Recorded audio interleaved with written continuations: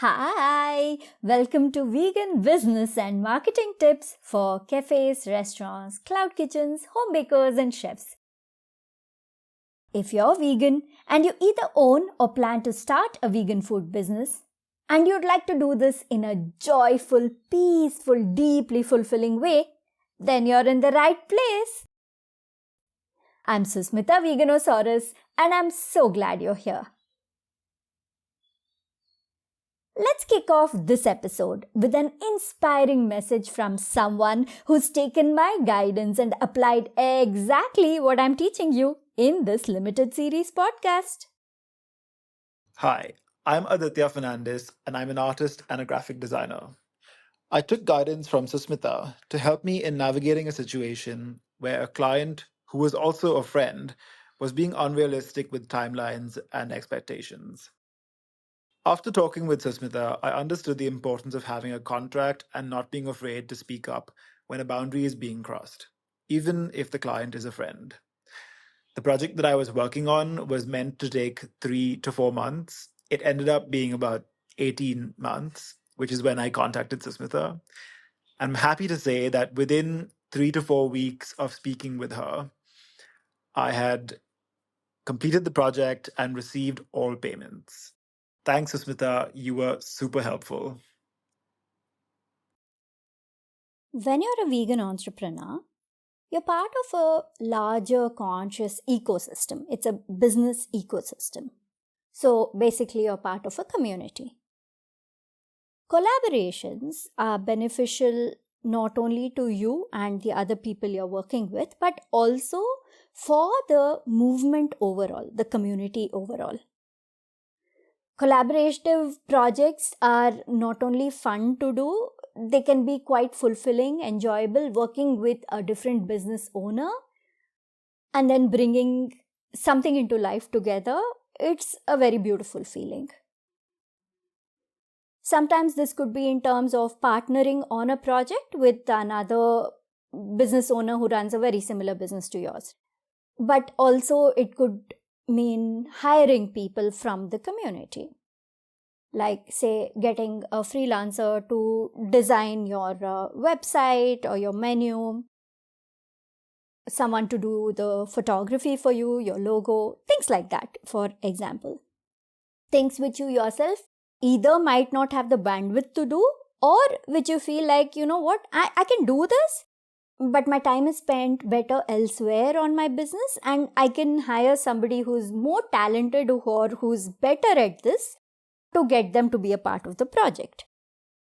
Now, whenever we work with somebody, if it's somebody from your own community, what I mean is the vegan community for your vegan business, or somebody, even if they're not part of the vegan community, somebody who cares about the cause, who cares about the work you're doing on some level, who realizes that, okay, this is a business, but it's not only a business, it's something that's being run for a much bigger cause.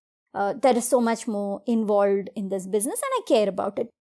Now, this is the kind of person you should be working with or hiring. Most often than not, it ends up being somebody who's either a friend, or even if not a, like a close friend or anything, it could be an acquaintance, somebody you're interacting with regularly once in a while, somebody with whom your relationship has to continue even after the project is done. In cases like this, in all cases, our clarity is important, but especially in cases like this, when you're working with somebody it's extremely important. Having clarity cannot just be verbal, it has to be written down.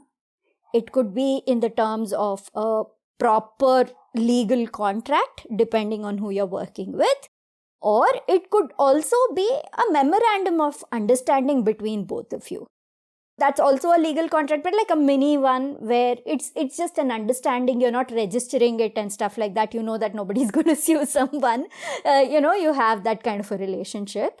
So let's have a memorandum of understanding between us. Having this kind of clarity right off the bat is a great way to start any kind of collaborative work or project. Because nobody is trying to guess the expectations or the deliverability of the other person. There is no guesswork at all. It's all clearly there, written down on paper. And because it's there on paper, everybody knows what everybody is bringing to the table.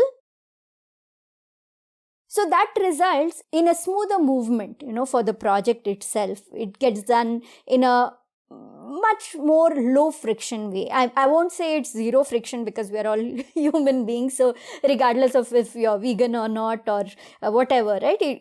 We all have different personalities. So of course there could be some friction here and there, some disagreements on the way you work. But most of that friction is completely removed when you have a clear memorandum of understanding written and signed and dated and all that.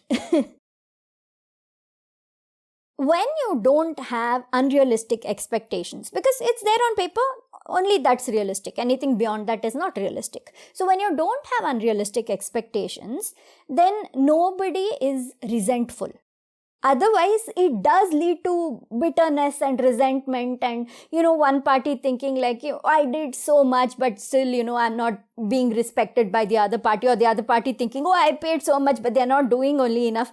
All kinds of expectations will happen, and then people are going to be upset. And just because of one project which is supposed to create something good in the world, it shouldn't create issues in your relationships, right? So this is the reason why clarity, contracts, these are very, very important. Now, contracts have many, many components in them, but I'll tell you the 5 key ones which you have to take into consideration. The first one is deliverables. Who is doing what work? That has to be very, very clear, because it can't be that, okay, say for example, you're working with a freelancer to come and do design work for you. You can't assume that they're going to do the photography also for you. That's just one example. Or you can't think that, okay, just because somebody is coming in to do a recipe development for you, that they are going to be there to help you even set up the rest of the business, right? Or if it is a collaborative project where two different chefs are coming together to do a cooking demo, it should be clear that, okay, who's going to do this prep work for this? Who's going to do the marketing work for this? There are so many components involved in a project, right? So there needs to be very good clarity right at the beginning about who is bringing in what work. For that, you have to sit down and figure out all the components that are going to be involved in a project, and then hash out, okay, so this is what I'm good at, this is what I'm capable of, okay, this is what you are good at, you'll do this. If not, okay, who else are we going to bring in to do this other work which both of us won't be able to do, that kind of stuff. When there are clear deliverables, then it becomes very easy for everyone to just do their work and then contribute together. The second thing is financials, which is obvious. Who's going to get paid how much? Now, if it's, again, somebody you're hiring to do some work on your business, then of course it becomes clear, like, one person's hiring, the other person is being paid for the work. Sometimes it's, like I said, collaborative project. You're partnering with someone towards one major project out of which both of you will make money. In that case, who gets how much based on how much they are contributing, what percentage they are putting in terms of investment of time, money, effort, skills, all of it. The third is timelines. Now, timelines are for deliverability as well as for the money. Say you both decide, okay, you think, okay, this is going to take this much time, that's going to take this much time, and then you figure out, okay, this project is going to take 6 months to do. Now, once you decide that, there will be some parts of the project which are independent of each other. So then each party can just do that work. But there are going to also be many parts which are dependent on each other, which is where timeline becomes even more important. Because there is one component of the project, until that is ready, the next component cannot be done. So then, people are waiting on each other for it. If there is a good clarity, like, okay, by this date, if this is delivered, then by that date, I'll work on this next part and deliver it back, right? So that is very important to have. And if you're working with somebody else in terms of hiring them to do work for your business, then what is the payment terms? When are you going to pay? How much? So is it going to be an upfront payment before the project? Is it going to be a payment at the end of the project? Or is it going to happen in portions in the middle? Okay, these parts of the project are delivered, then this is the amount that gets paid. Then these are delivered, then this is the amount gets paid. You can have. So that depends entirely on the people involved and who is comfortable working in what way. That has to be something you're both very, very comfortable with, because money is it can become a touchy subject. It doesn't have to be at all a touchy subject. If everybody is respecting things, if the person who's doing the work is following the timelines and the person who has to make the payment is paying according to the timelines, there's a lot of respect there. So this is why timelines are very important. The fourth thing is the support. Who is going to support whom? This is related to deliverables, but also it's particularly important when you're hiring somebody to work on your business, or when you're being hired to work on somebody else's business. You have to be able to say, okay, I can do this, but I will need you to do this other work before. For example, as a chef, if you're doing menu creation for somebody else's business, you can be like, okay, I will create the menu, develop the recipes, design the menu, etc.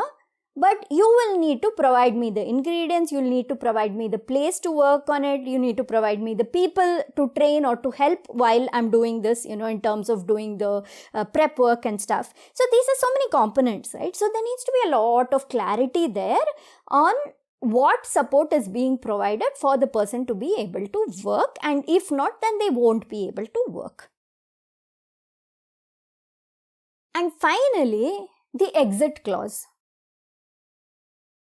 If this project is not done, in case somebody says, okay, I can't continue this anymore for whatever reason, either it could be because of disagreements, but in many cases life happens, emergencies happen, you never know. So if somebody has to step away from that project or exit out of a project for whatever reason, exactly what are the terms?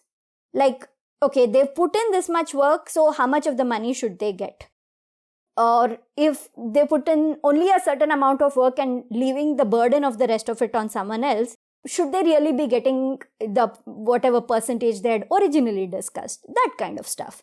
Or if they have to step away, at least, this is what I need to tie. These are the loose ends that need to be tied before a person steps away. That kind of stuff. So exit clauses are also very important. So there's flexibility. Nobody feels pressure to be in a particular project, even when they don't want to or they are unable to do it. So exit clauses help there also. Now, all these 5 things have to work in the benefit of everybody involved. It cannot be skewed to benefit one person in the contract and not another. Look, you're a vegan business owner, so you're already conscious, right? You are working for a greater cause. Now you extend this consciousness towards the person you're working with or all people you're working with. Ensure that you're being fair with each other and only work with people who are also going to be fair to you, who are also going to be respectful of you and the fairness that you are showing in this. So everybody should have good ethics when it comes to working with each other. And having this clarity, this memorandum of understanding in the get-go helps everybody and, kind of protects one party if another party does not have integrity. So you can ensure while building the contract, while writing it up, that it only allows for integrity, and if somebody does not have integrity, then, they will get cut out of things. There should be a lot of clarity there. So yeah, Work with people. Collaborations are beautiful, they're important, they're very beneficial to everybody involved and the movement in general. So collaborate more and more and more because you're all supporting each other. But also ensure that every step of the way, everything is very, very clear to everybody involved, and make sure you're very, very respectful of whoever you get into contract with, and you won't accept anything less than respect and integrity back from them. I hope you've downloaded your workbook. This podcast will be most useful to you if you not only listen to it, but do the work in the workbook. The questions in there will make you reflect, plan, and get so much clarity about your business as you write the answers down. It's not going to take a lot of time, but it is going to provide great shifts in perspective for you. So make sure you download the workbook. The link is in the description of this lesson. All right, talk to you again in the next episode. Bye.